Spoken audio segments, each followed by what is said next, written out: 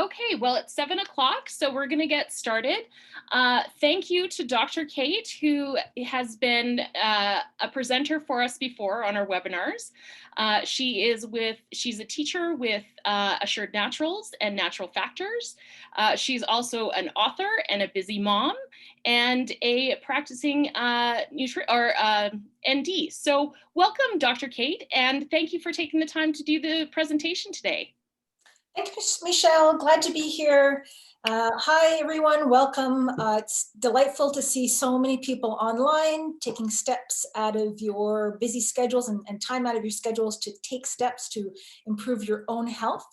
And specifically, this topic is a popular one and one that I find personally motivating.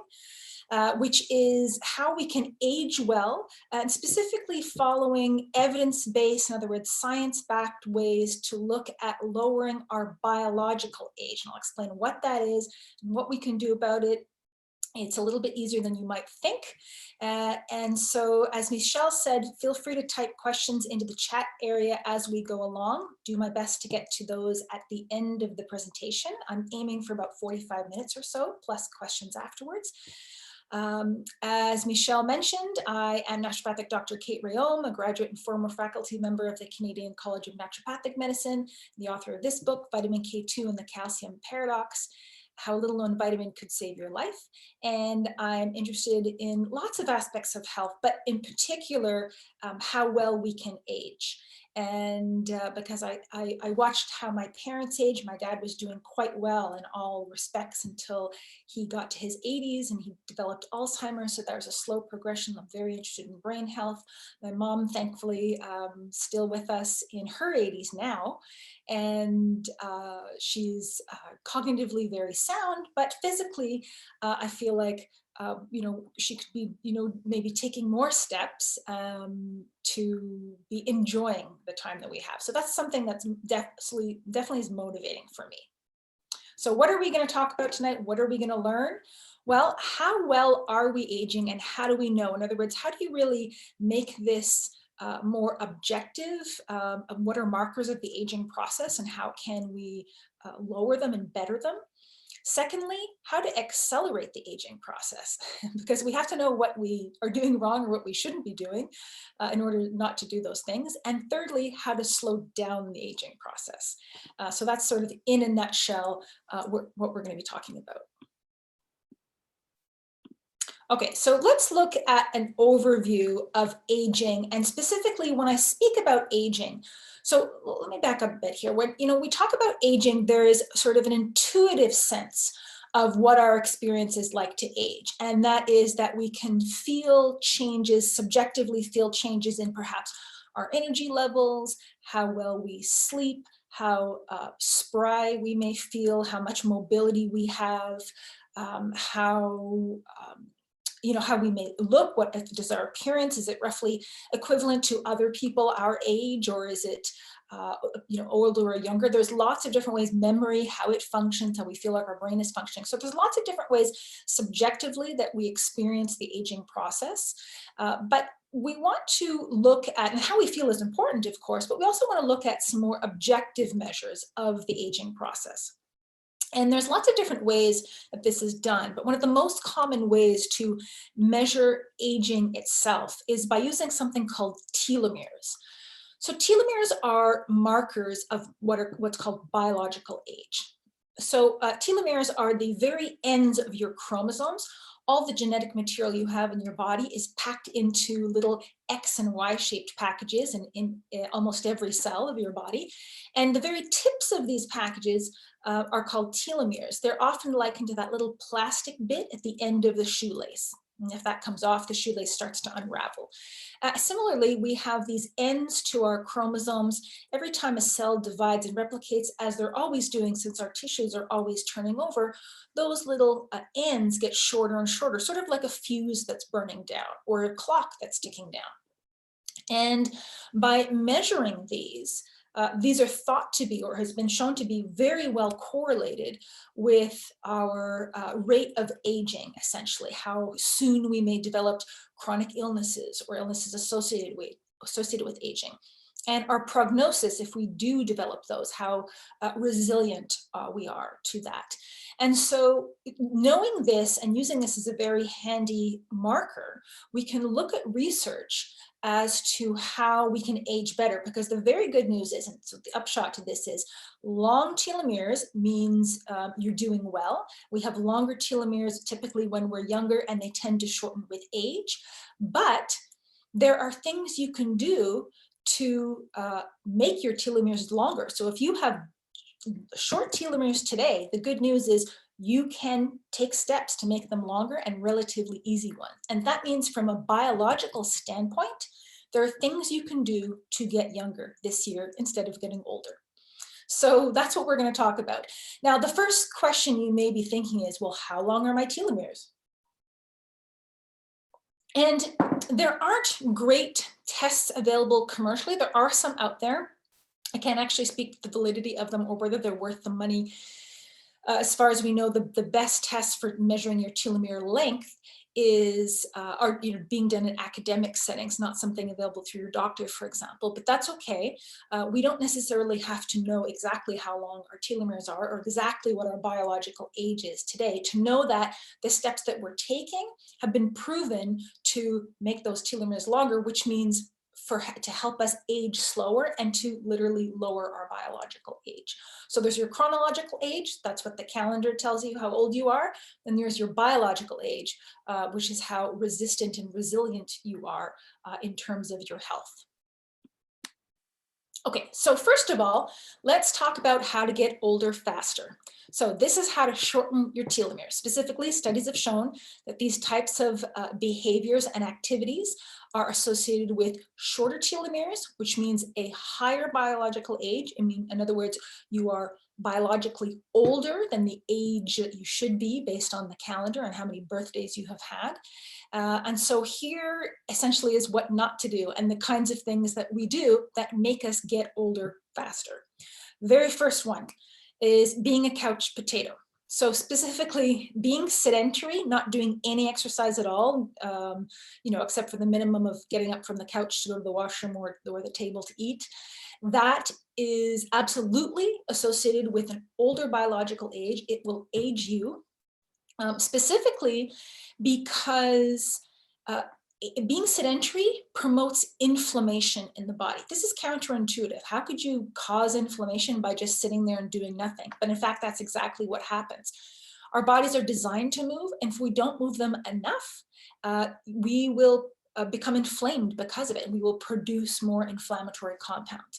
Not to mention that it predisposes us to gaining weight, and this affects our cognitive health. But this is exactly what happens when we are sedentary. It ages us. So this is reminding me of the bad news. We'll talk about the good news soon.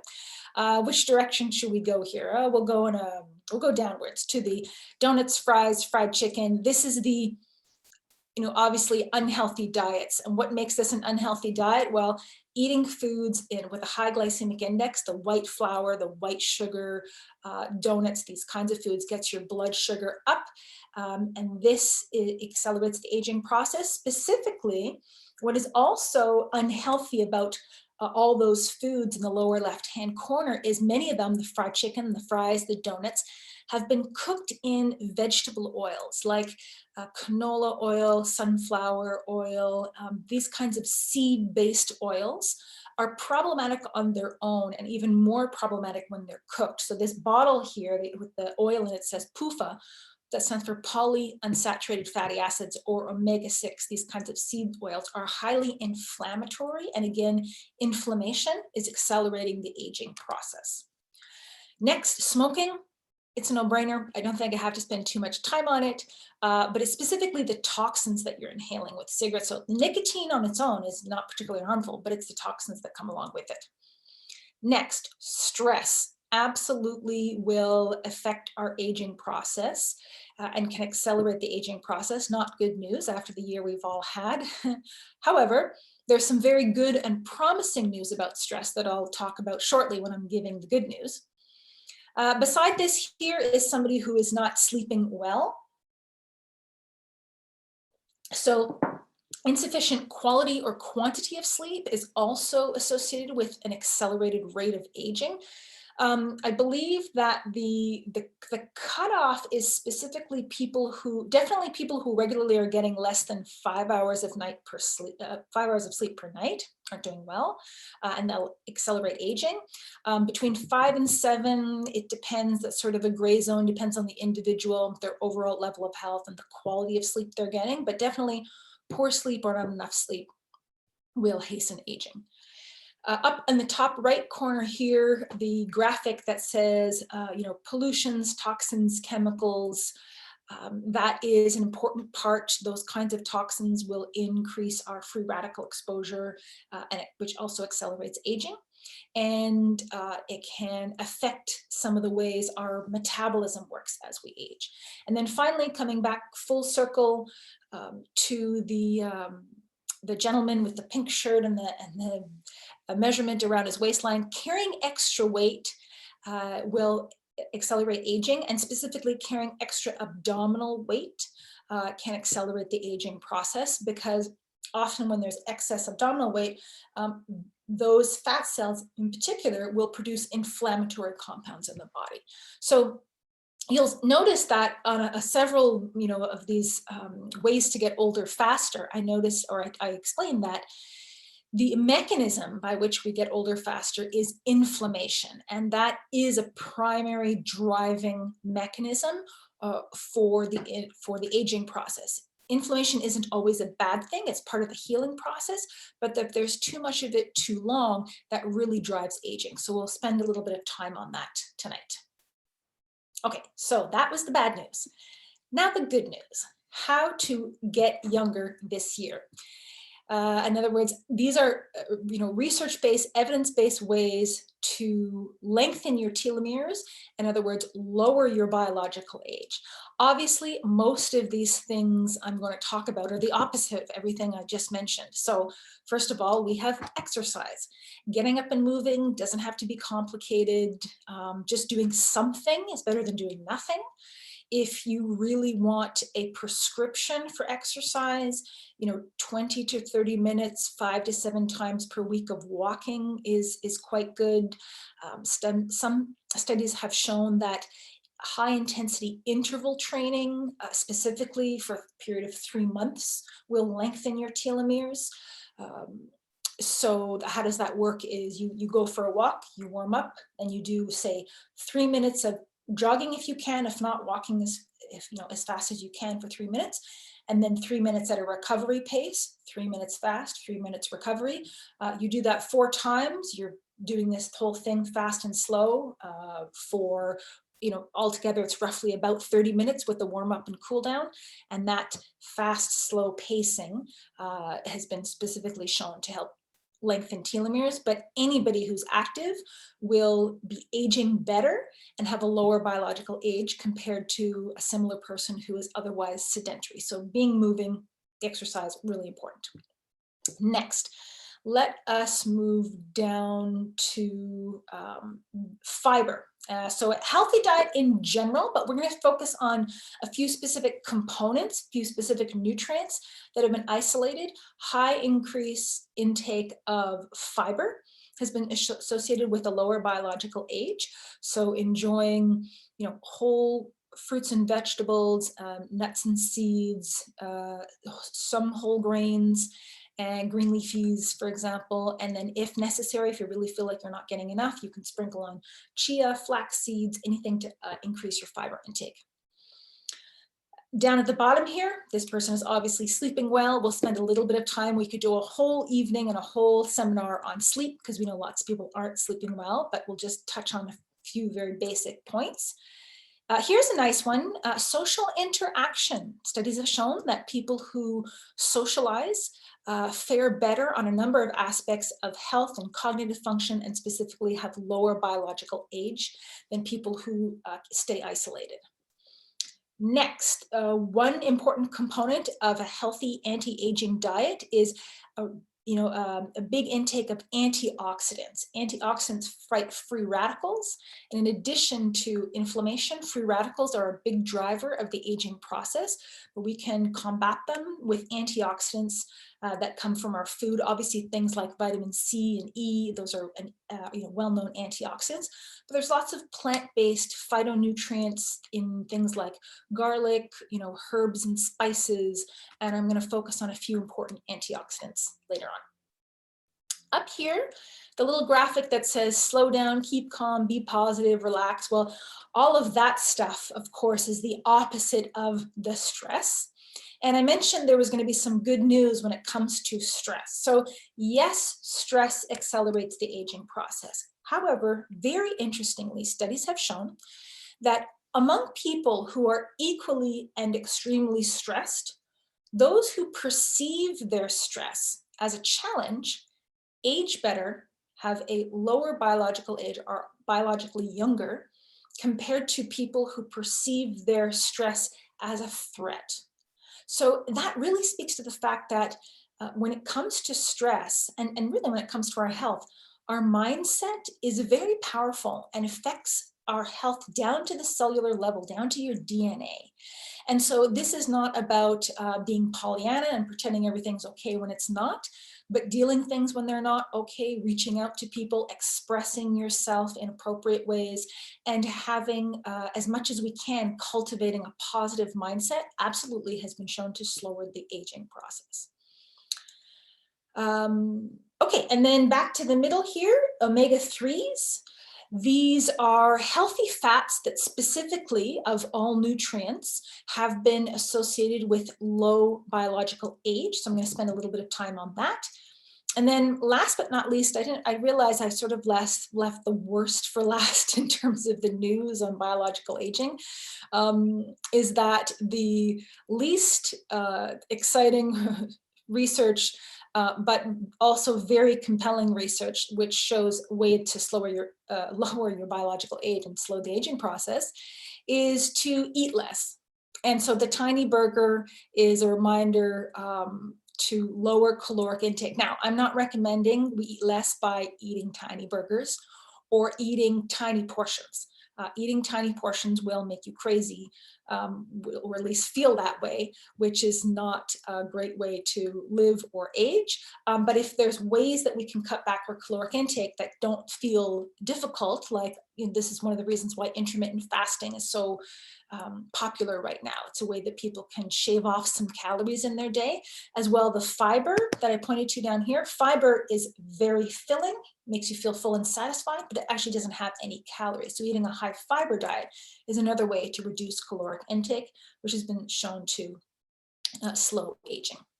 Okay, so let's look a little bit deeper at some of these individual points. We're going to look at components of aging well. Specifically, we'll start with a strong foundation.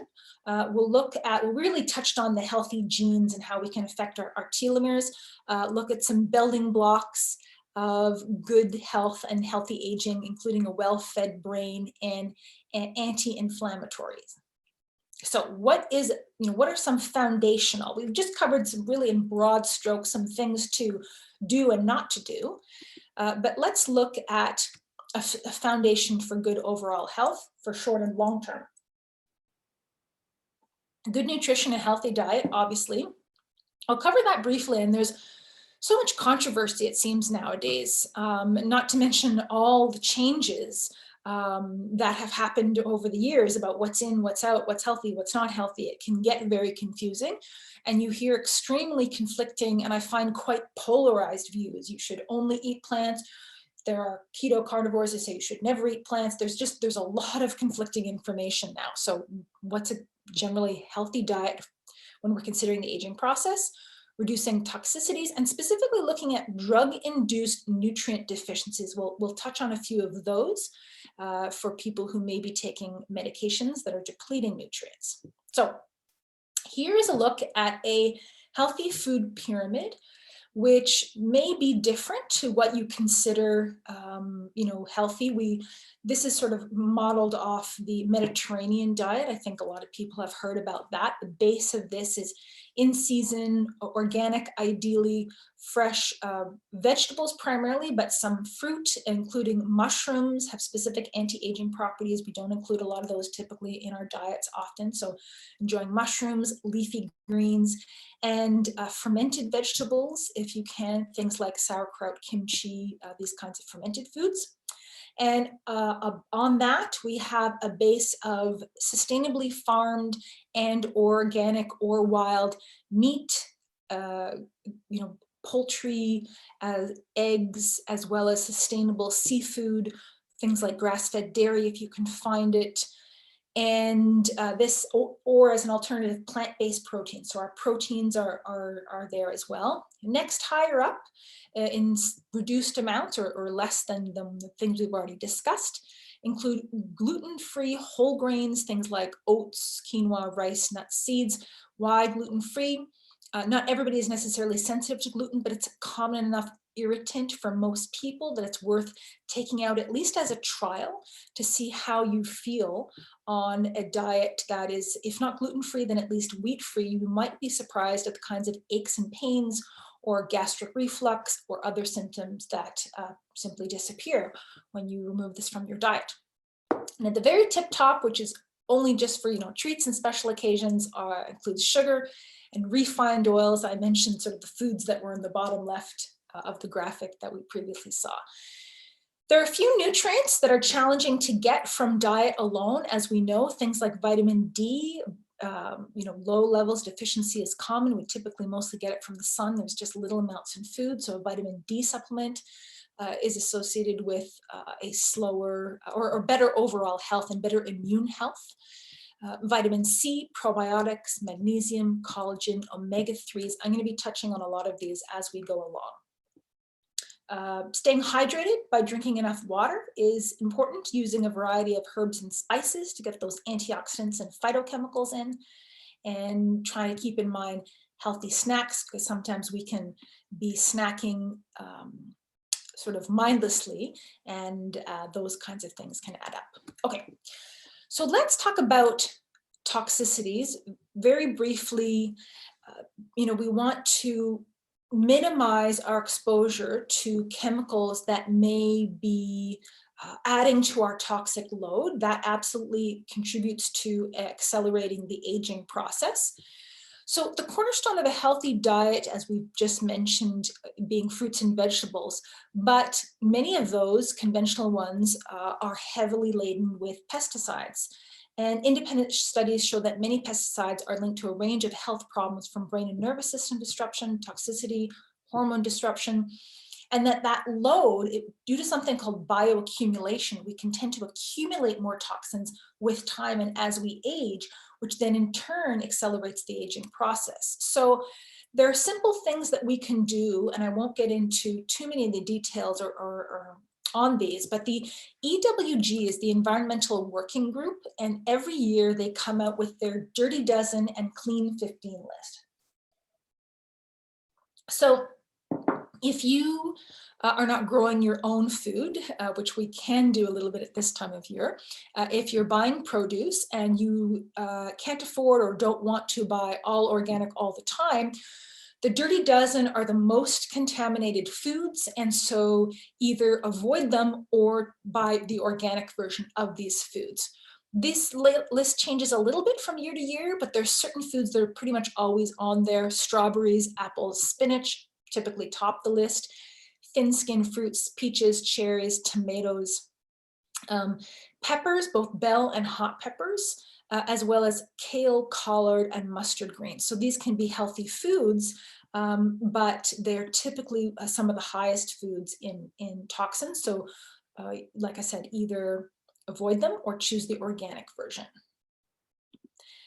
Conversely, there's the Clean 15 list. So these foods consistently test the lowest in toxins and pesticides. They often have thick skins, things like avocados, melons, eggplants, or just for whatever reason, not a lot of pesticides are required to grow them. Cabbages, sweet frozen peas, obviously they have a shell around them, and then the peas themselves aren't very laden with toxins. corn, papayas, sweet potatoes are often fairly low in toxins as well. Broccoli, cauliflower, that's good news. They're often low. So the point is, you can check the EWG if you want to keep that list on you while you are shopping. There's an online version at the Environmental Working Group. So that's helpful guidance to minimize toxins in the foods we eat. So next is drug-induced nutrient deficiencies. So there are certain common prescription medications that will deplete the body of nutrients. Just as part of their mechanisms, they use up certain vitamins or minerals or other compounds more quickly. And so it's important to be aware of those. It's great. Most pharmacists do have this information at their disposal, and you can ask your pharmacist about it. But just briefly, here are some basic common medications. For example, statin medications are very widely used. They tend to deplete both vitamin D as well as coenzyme Q10, which is an important antioxidant and a nutrient that is required for cardiovascular health, ironically, and the functioning of your heart. Blood pressure medications, things like diuretics deplete the B vitamins, as well as CoQ10. A number of minerals are often depleted: magnesium, calcium, potassium, sodium, zinc. Other types of diabetes medication, metformin is a very commonly prescribed diabetes medication. It will deplete vitamin B12, as well as folic acid and CoQ10. As you can see, CoQ10 comes up a lot as a nutrient that's depleted by medications. Heartburn medications will deplete B12, beta carotene. I'm not going to cover the whole diagram, but I'm mentioning the most common medications because many people take these on an ongoing basis. Heartburn medications like Zantac, Pepcid, Tagamet, these kinds of things, Rolaic, Tums, that sort of thing, will deplete vitamin D, B12, folic acid, calcium, iron, zinc, protein even. So the point is that it would be good to be taking a multivitamin at the very least if you're taking those kinds of medications. So this is something that you can look up online if you are taking a specific medication, or ask your pharmacist or naturopathic doctor if you, and it should be in that long monograph you get with your medicine, if you can read the microscopic print on that. Because this is something worth being aware of if you are taking a prescription medication. Okay, now let's talk about aging well with a well-fed brain. As I mentioned, this is an area of specific interest for me because my dad did develop Alzheimer's in his 80s. He died a few years ago at the age of 91. And it reinforces to me that it is challenging to live a long life if the final years are cognitively are not what you want them to be. And so there are lots of steps that we can take to optimize the health of our brain cells, brain tissue. Specifically when it comes to the brain, if we were going to say one thing or at least one nutrient, it would be fats. The brain is 60% fat by dry weight. So in other words, once you take the water out of the brain, what's left is primarily fat. And so fat, you really are what you eat, or your brain is what you eat when it comes to fat. And omega-3 fatty acids are important for the brain throughout all stages of life: pregnancy, fetal development of the brain and nervous system in utero, and then as a child, throughout adulthood. And specifically, as we get into our later years, studies have shown that people with higher levels of omega-3s compared to the omega-6s function better cognitively, have better quality brain tissue, say on MRI, healthier brain tissue, less area of microscopic damage that we tend to develop and accumulate with age. Omega-3 fatty acids reduce inflammation. It's one of the big factors that they play in our brain health. But they're also important for memory, for mood. They concentrate in various aspects of the brain, or they should and they would if we have enough of them in our diet. And it really can make a difference in our overall well-being, cardiovascular, skin, hair, nails, you name it, but cognitive function, omega-3s. Omega-3 fatty acids, low levels of them, of these omega-3s essential fats, are associated with an increased risk of Alzheimer's, Parkinson's, and other forms of dementia. Supplementing with omega-3 in Alzheimer's disease has been shown to, or people at early stages of Alzheimer's disease have been shown to improve mood, cooperation, appetite, sleep, ability to navigate in the home, short-term memory, and other aspects of cognitive function. So it really can make a meaningful difference. And recent studies show that the hippocampus, so this is the area of the brain that's affected in Alzheimer's, and it tends to shrink in Alzheimer's, and that's the part of the brain in which we make new memories. Studies on the hippocampus volume and function preservation over time are better when we have higher levels of omega-3s.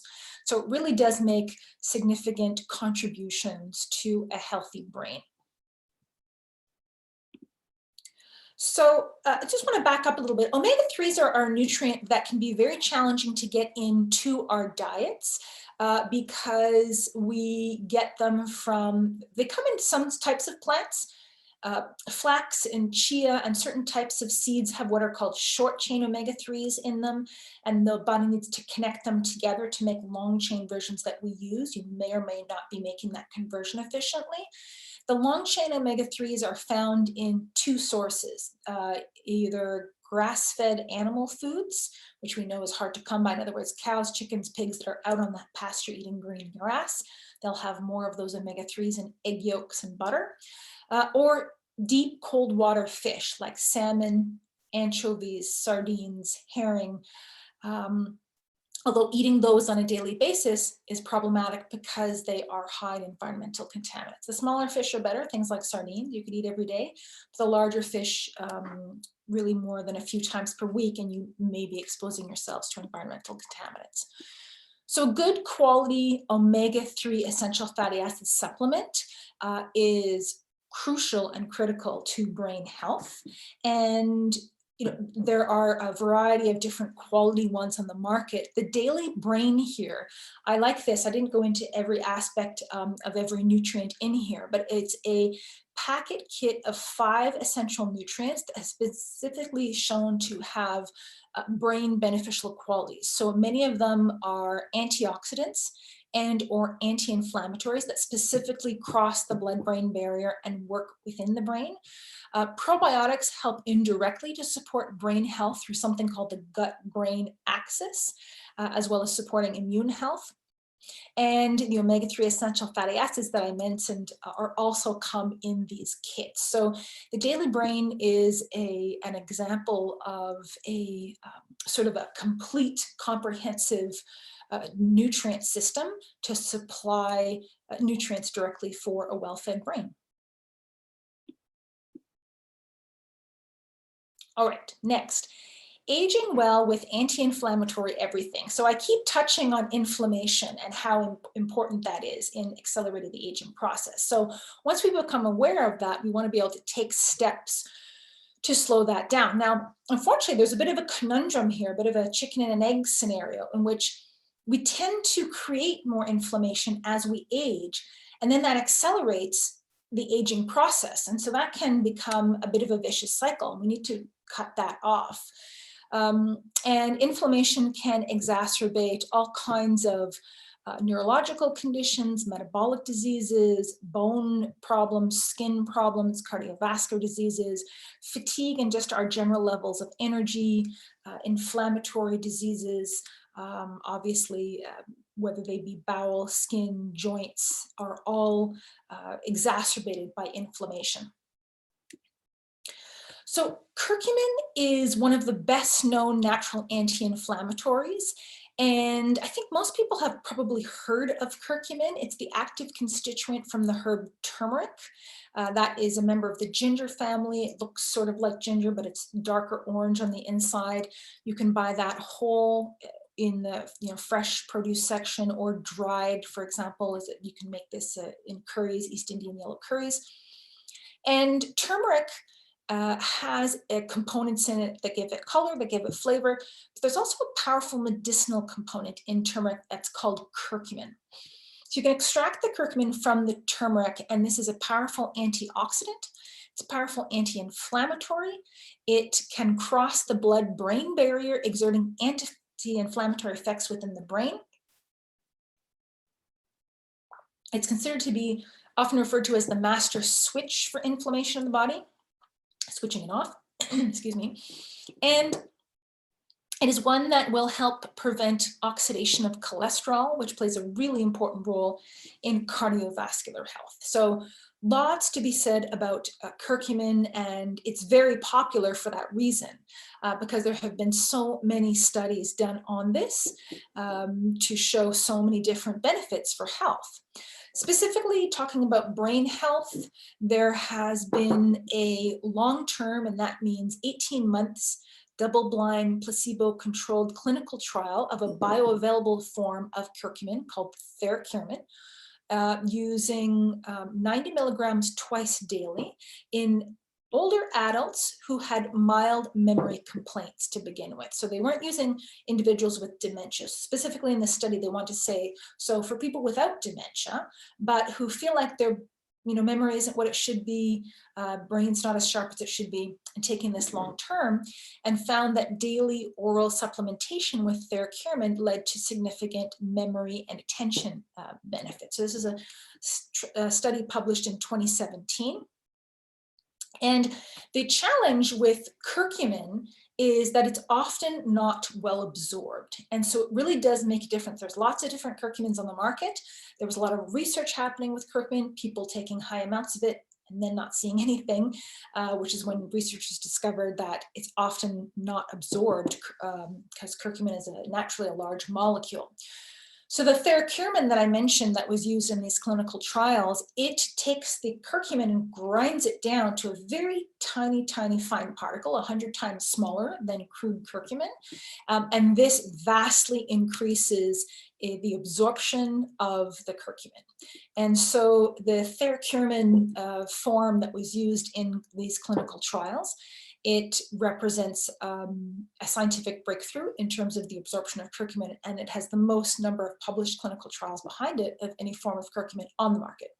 So many people take this as an anti-inflammatory for things like, say, joint pain, but due to its both anti-inflammatory and antioxidant benefits, and due to the role that inflammation plays in the aging process itself, even if you're not feeling pain, I think that this is and given this high safety profile of curcumin, that it is something to consider taking as an overall healthy aging component or healthy aging nutrient.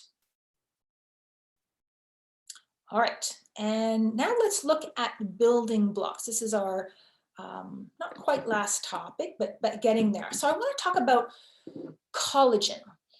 So up until now, we have spoken about things that will lower your biological age by lengthening your telomeres. Studies have shown that. And collagen won't necessarily do that. However, collagen loss over time is such an important part of the aging process, and it ultimately leads to so many of the symptoms that we associate with aging, such as fine lines and wrinkles in the face, stiff or creaky joints, loss of quality of our hair and nails, problems with connective tissue that can affect the health of our arteries in our cardiovascular system. And so collagen is a main structural protein found throughout the body. It's always being turned over, but as we age, we start to turn it over or replenish it more slowly, which leads to a loss in our collagen gradually with age.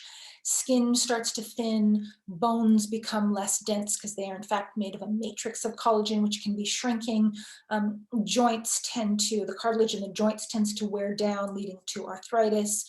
And so really the decline in the production of collagen with age will affect the health of our, all these aspects of our body.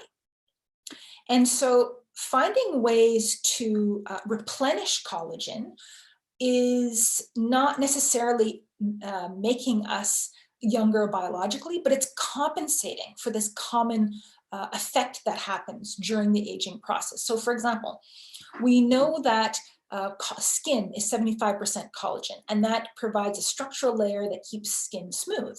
But once we start to lose collagen in the skin, that structural component underneath becomes thinner, and so the skin outwardly starts to wrinkle and dip because we don't have that infrastructure underneath the skin.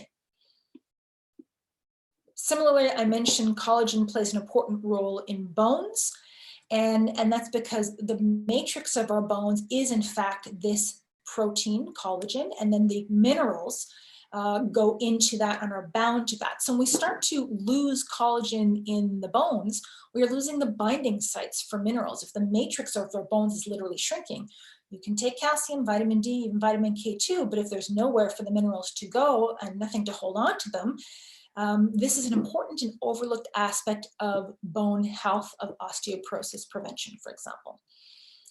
To speak to the connection, we start by talking about wrinkles, now talking about bones. In fact, there's a connection between, and studies have shown, you can make a prediction specifically of a woman's bone density by measuring facial wrinkles. How is that possible? Well, it would seem that this collagen connection, so in equal measure that we're losing collagen from outside the body in places we can see, that reflects a loss from inside of the body in places like bone. So you can predict bone density from facial wrinkles, which is pretty interesting. Okay, so if we are losing collagen, how do we get it back? Well, what's happening? Collagen is being broken down, and the cells that are supposed to replace it and that normally replaces it in our teens and 20s, replaces it very quickly, are called the fibroblasts. And even as early as our 30s, those cells will start to slow down.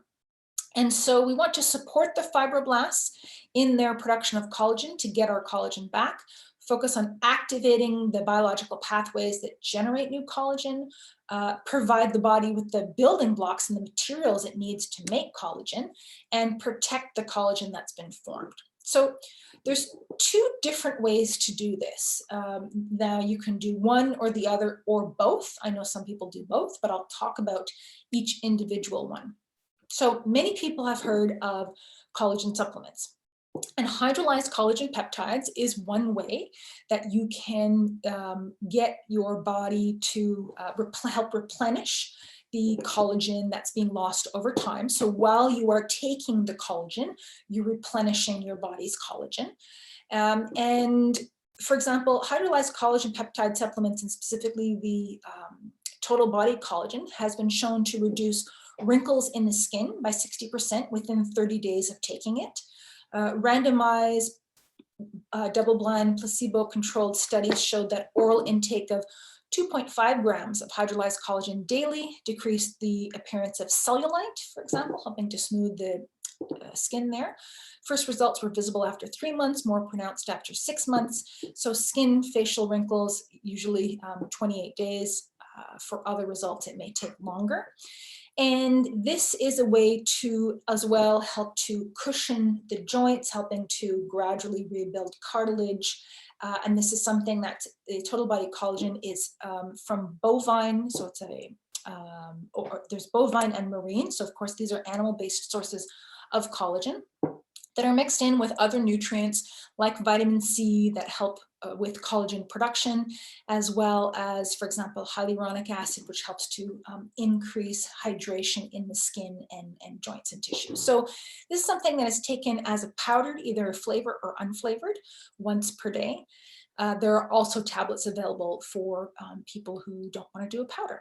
And that is one way to help get your collagen back. Now, another way, a clinically proven, very effective way, as well as plant-based. So for people who are looking for animal-free alternatives, people often ask, what's a vegan collagen? Well, there is no such thing as vegan collagen. However, BioSil, which is a patented specialized form of what's called choline stabilized orthosilicic acid.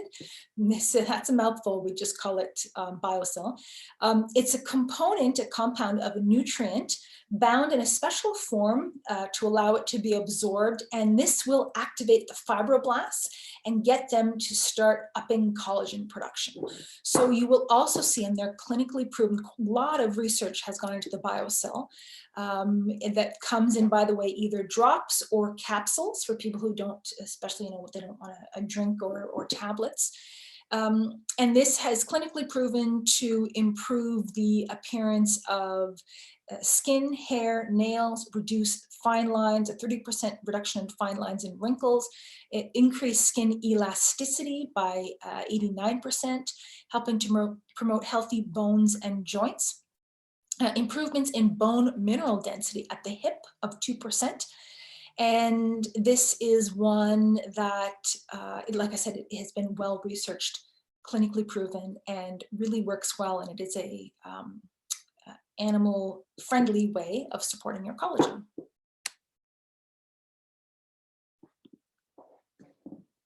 Okay, we are just up to time, but I only have one brief topic that I want to talk about. And as I mentioned, I touched on sleep at the very beginning of our talk. And I know a lot of people aren't sleeping well.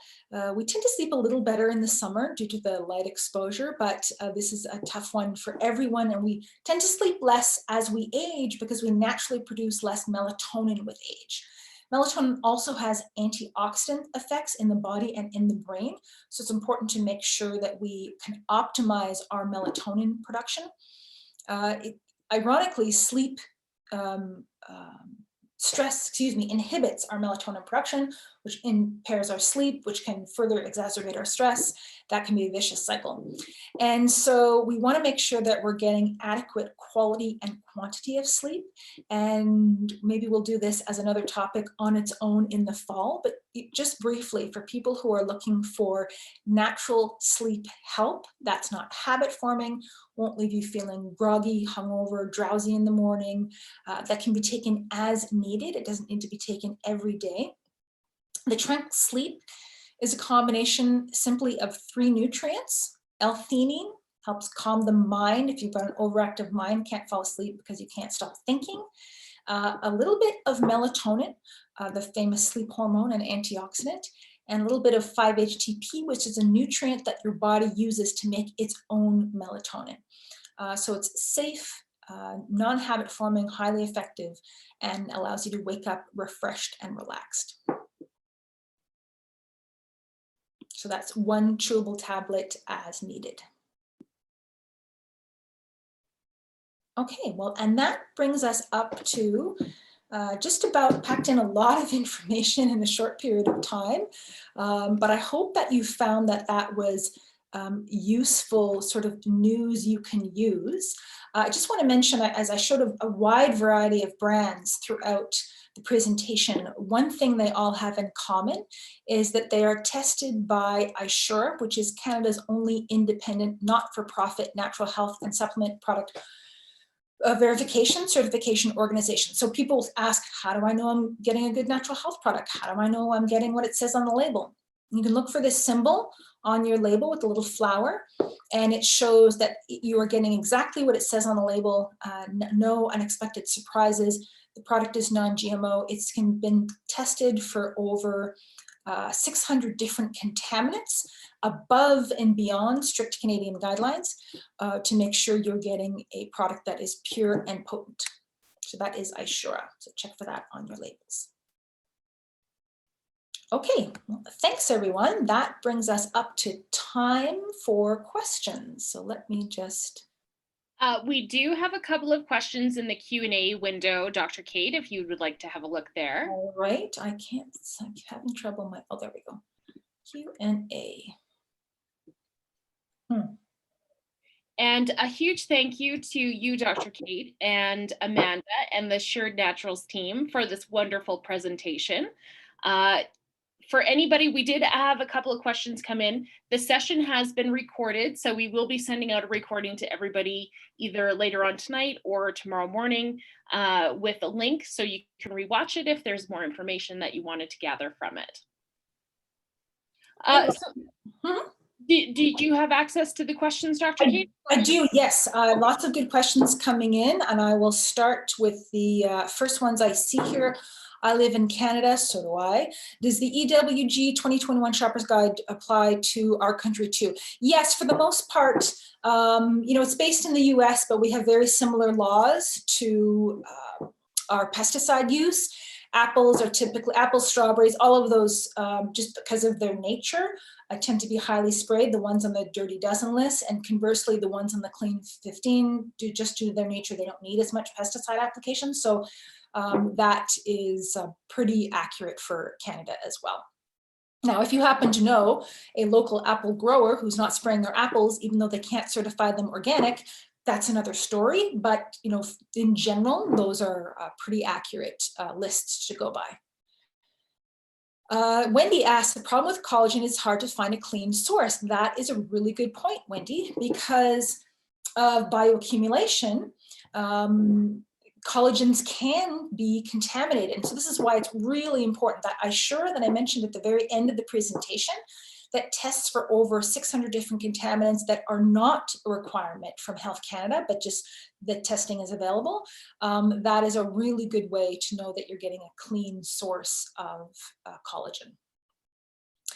Also, what's a test people can do to find out about their telomeres? So this is, as I mentioned at the very beginning of the presentation, I have seen a few online, spit in a tube and send your DNA away kind of telomere tests, but I'm not sure which, if any of them, are valid, worth the money.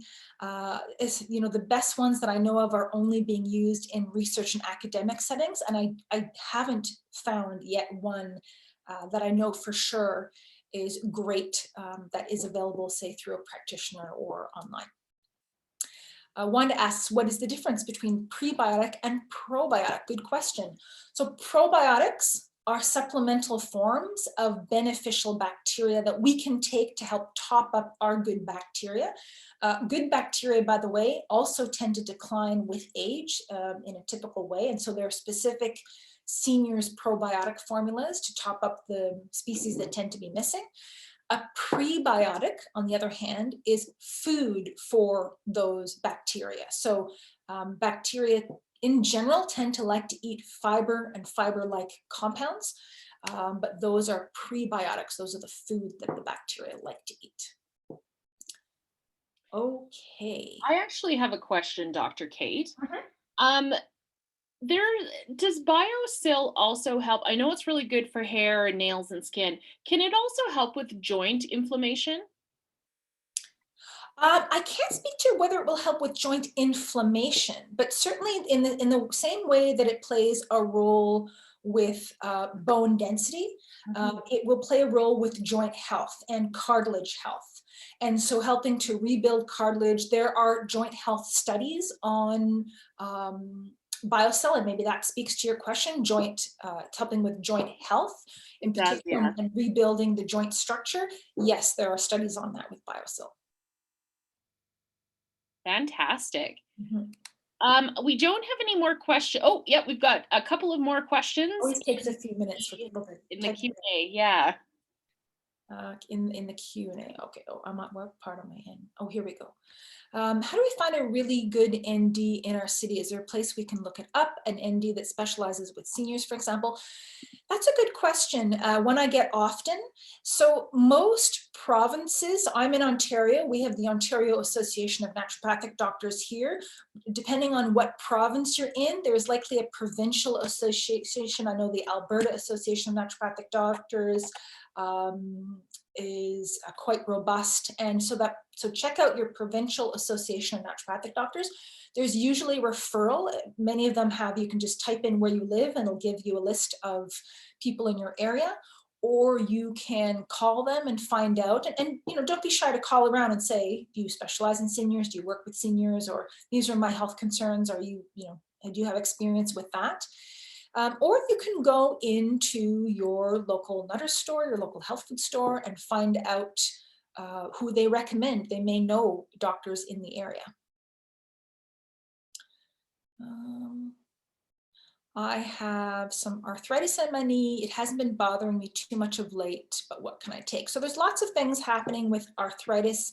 We'll assume, you know, if we're saying it's osteoarthritis, which is sort of the wear and tear on the joints, you may want a product to help build up the cartilage in the joints, something like either the collagen, total body collagen formula I mentioned, or BioSil.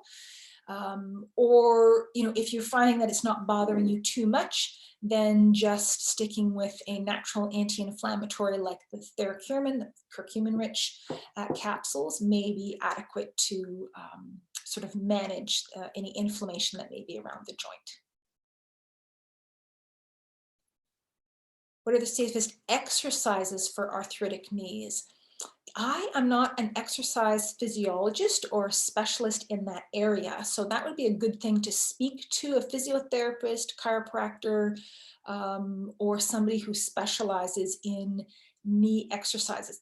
You're asking an amazing question though, because doing something is generally better than doing nothing, and keeping the joints moving is typically much more helpful for the body in general than doing nothing, and that will help in the long term.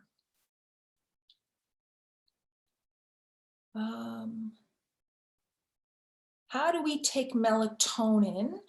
I got a bad reaction, got sick when I took some, so I have to take very low dosage. So when it comes to melatonin, there is quite a large range. First of all, I should say melatonin works like a miracle for some people, but not everyone. There are certain individuals who don't react well to melatonin.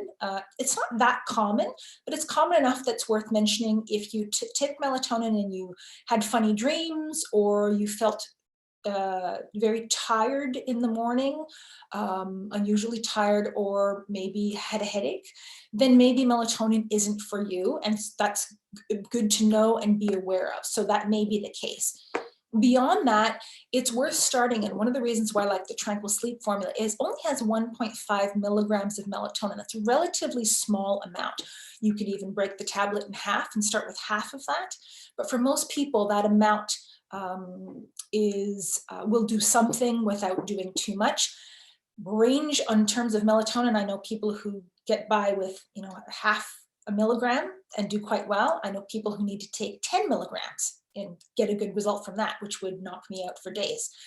So it's really across, it really varies quite a bit when it comes to melatonin. And like I said, some people don't do well with it. Question from Wanda, what's better, collagen, total body collagen or BioSil? I can't say I can give you a good answer on that. They both have excellent research behind them. I've personally used both together, one, the other. I have seen the results from both, and I can't say, you know, it really is more personal preference. Do you prefer a drink, or do you prefer just taking a couple of capsules? Do you want you know, something that is animal free, or you're okay with the animal source? They both work really well. Perfect. I think that was all the questions that we had tonight, Dr. Kate. So unless anybody has any last minute ones to get in just under the wire, I think we will end our session. And oh no, just an excellent presentation from. Thank you. Thank you. So you know what, I think we'll call it then, Dr. Kate. Thank you so much for such a wonderful presentation. And thank you everybody who joined us tonight. It was so wonderful to have you here. Just on a side note, the Nutters team will be taking a break over the summer from webinars. So we'll be back again in the fall with another session, and hopefully it'll be one on sleep with Dr. Kate. You never know. So stay tuned, and thank you all again for joining us tonight. Thanks everyone. Take care. Have a good night.